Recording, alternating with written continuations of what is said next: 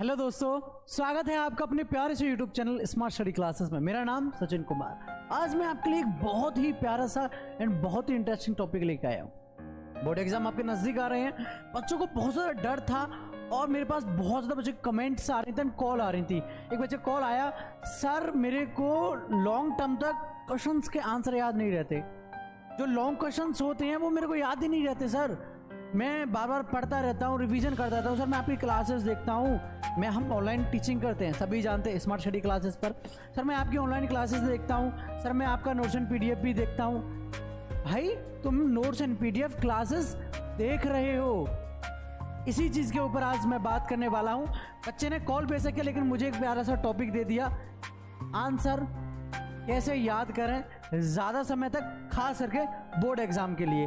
अब कैसे क्या करना है ये चीज़ मैं बताने वाला हूँ। जो आपने देखा होगा कि आपसे जो कुछ सीनियर्स होते हैं, जो टॉपर्स होते हैं, उनको जो क्वेश्चंस के आंसर होते हैं ना, जो आंसर्स होते हैं वो काफ़ी टाइम के लिए याद हो जाते हैं, ना कि वो आपकी तरह ऑनलाइन क्लासेस लेते हैं, है ना। अगर ऑनलाइन क्लासेस लेते हैं फिर भी वो टॉप कर जाते हैं, कैसे? हालांकि वो ऑफलाइन क्लासेस नहीं करते कहीं भी, सिर्फ ऑनलाइन लेते हैं। आप ऑनलाइन भी ले रहे हो, ऑफलाइन भी ले रहे हो, लेकिन फिर भी स्कोर उनसे बेटर नहीं कर पा रहे हो। कैसे नहीं कर पा रहे हो? यही कुछ अनोखी सी बात है, छोटी छोटी सी बात है, मैं इस चीज़ में, इस वीडियो में आपको बताने वाला हूँ, ठीक है। तो जब हम ऑनलाइन क्लास करते हैं तो बेटा यहाँ मैंने आपके लिए पॉइंट्स लिख दिए हैं। ऑनलाइन जब हम पढ़ते हैं तो बहुत सी चीज़ों को ऑनलाइन देखते हैं, सीखने की कोशिश करते हैं। रिएक्शंस ऑनलाइन सीखने से नहीं आते, है ना, हम और आप जानते हैं। मैं सबसे पहले आपकी कमी बताता हूँ, ऑनलाइन क्षेत्र में क्या कमी करते हो आप। ऑनलाइन आपने देखा कि भाई नोट्स से बढ़िया है, ये क्लासेस बढ़िया है, मैंने क्लास ले ली, बहुत ही बढ़िया तरह से मैंने समझ लिया, मैंने आज इस चैप्टर को मैंने फिनिश कर लिया। हालांकि मैंने उस चैप्टर को लिखा नहीं, लेकिन मैंने इसको फिनिश कर लिया। फिर उसके बाद मेरे पास इस चैप्टर का पीडीएफ है पूरा, मैं तो पीडीएफ देख लूंगा, हो जाएगा मेरा काम। जनसेवा यानी साइबर कैफे, जनसेवा केंद्र कहते हैं हिंदी में उसको, साइबर कैफे को, वहाँ गए, वहाँ से पीडीएफ हमने ऑनलाइन निकलवा लिया और बस उसी को क्या करते रहे, रट्टा मारते गए, रट्टा मारते गए, रट्टा मारते गए, ठीक है। आपने देखा होगा कि एक ही सब्जेक्ट है, एक सब्जेक्ट किसी बच्चे को एग्जामिनर ने यानी कि एक टीचर ने दो बच्चों को ऑप्शन दिए कि तुम सिर्फ इन क्वेश्चंस को पढ़ोगे और तुम इन क्वेश्चंस को सिर्फ लिखोगे, है ना। एक टीचर ने दो बच्चों को ऑप्शन दिए कि तुम इस चैप्टर को सिर्फ पढ़ोगे और तुम इस चैप्टर के सभी क्वेश्चंस को लिखोगे। एक बच्चा क्या कर रहा है, सिर्फ रट्टा मार रहा है, याद कर रहा है। एक जो दूसरा वाला है वो क्या कर रहा है, वो लिख कर याद कर रहा है ना।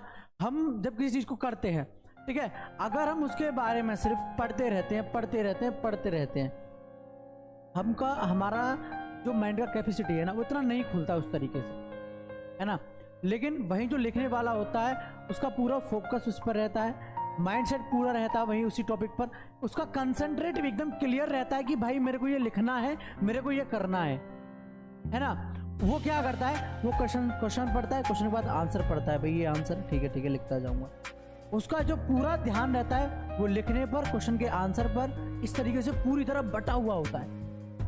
लेकिन क्या हम जब ऑनलाइन क्लास करते हैं या फिर ऑनलाइन चीज़ों को तैयार करते हैं, क्या वो सही हो पाता है? ठीक है, ऑनलाइन क्लास कर सो, बहुत बढ़िया बात है, ये तो बेहतरीन चीज़ है। ज़्यादातर अगर ऑनलाइन में हम ज़्यादातर चीज़ें खुद से सीखते हैं, लेकिन कब सीखते हैं, जब हम अपनी लर्निंग पर काम करते हैं, यानी कि सीखने पर काम करते हैं। सीखना बहुत ज़रूरी है, यही चीज़ मैं बता रहा हूँ। हम क्या करते हैं, ऑनलाइन क्लास ले लिया, अब कोई क्लास में कोई टॉपिक दे दिया, सर ने ये क्वेश्चन है बेटा और ये इसका आंसर है, स्क्रीनशॉट ले लो।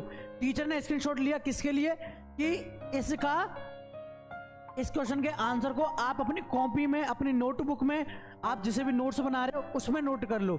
लेकिन आप क्या करते हो, उस स्क्रीनशॉट को संभाल के रख लेते हो। ऐसे सभी एक चैप्टर के करीब 15 क्वेश्चन बने और 15 क्वेश्चन के 15 टॉपिक्स के आपने क्या कर लिए, स्क्रीनशॉट ले लिए और उसका एक पीडीएफ बनाकर अपने पास रख लिया कि मेरे पास ये मेरा चैप्टर 5 है, ये मेरा चैप्टर 5 है केमिस्ट्री में। किस में है मेरा चैप्टर 5? ये केमिस्ट्री में जी, मेरा चैप्टर 5 केमिस्ट्री में। मेरे पास इसका क्या रखा है, मेरे पास इसका पीडीएफ रखा है, मेरे पास इसका पूरा का पूरा पीडीएफ रखा है। मैं इसमें से क्वेश्चन देख लूंगा, टॉपिक देख लूंगा, मेरा तो हो गया काम।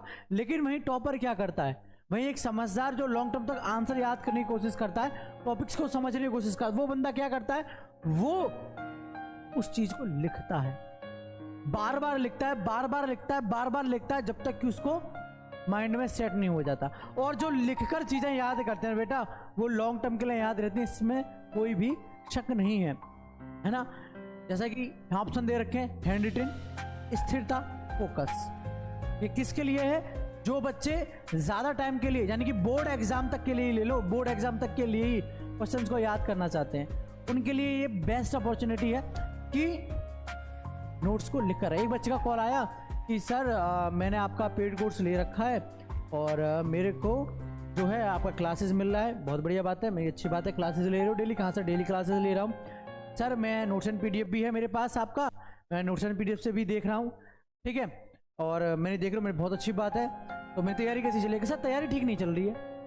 मैंने ये क्या बात हुई कि तैयारी ठीक नहीं चल रही है? सर मुझे नहीं लगता कि सर मैं 90+ से स्कोर कर पाऊंगा, सर मुझे नहीं लगता कि मैं 70 भी कर पाऊंगा। तो ये उसी टॉपिक के ऊपर है।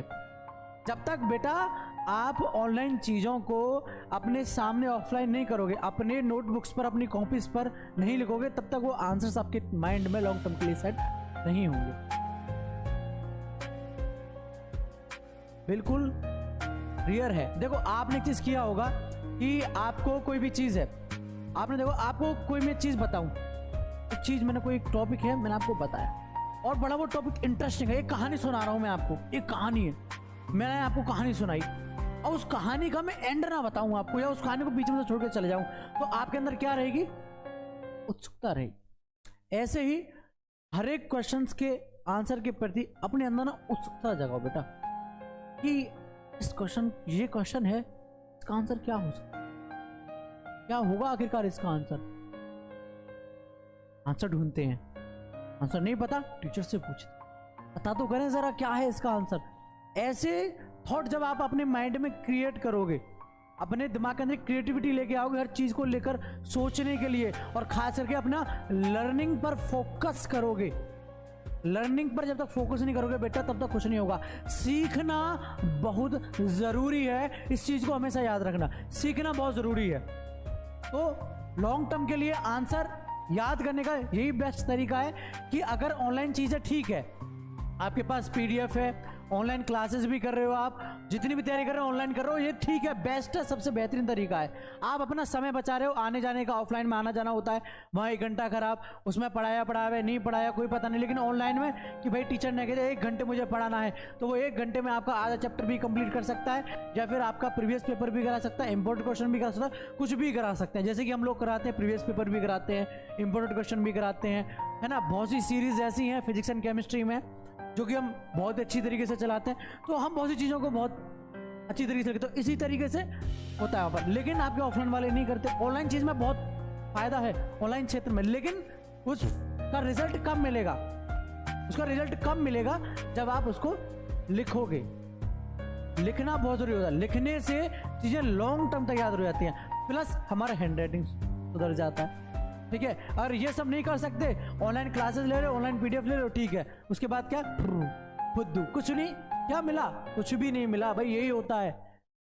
तो सीखने पर ज्यादा ध्यान दो और उसके साथ साथ लिखने पर भी, इसमें बहुत सी चीजों का आपका फायदा है, ठीक है। फिलहाल इस वीडियो का यही पर्पस था कि आप आंसर्स को कैसे याद कर सकते हैं, टॉपिक्स को कैसे कर सकते हैं, चैप्टर को किस तरीके से कवर करना है, ये चीज़ मैंने आपको बताया। लिखोगे तो ज़्यादा बेस्ट है, लर्निंग पर ध्यान दो, इसके अलावा और कोई ऑप्शन नहीं है आप लोगों के पास, ठीक है। तो मिलते हैं एक किसी बच्चे की नई कॉल के साथ, एक नए टॉपिक के साथ। तब तक के लिए जय हिंद, जय भारत।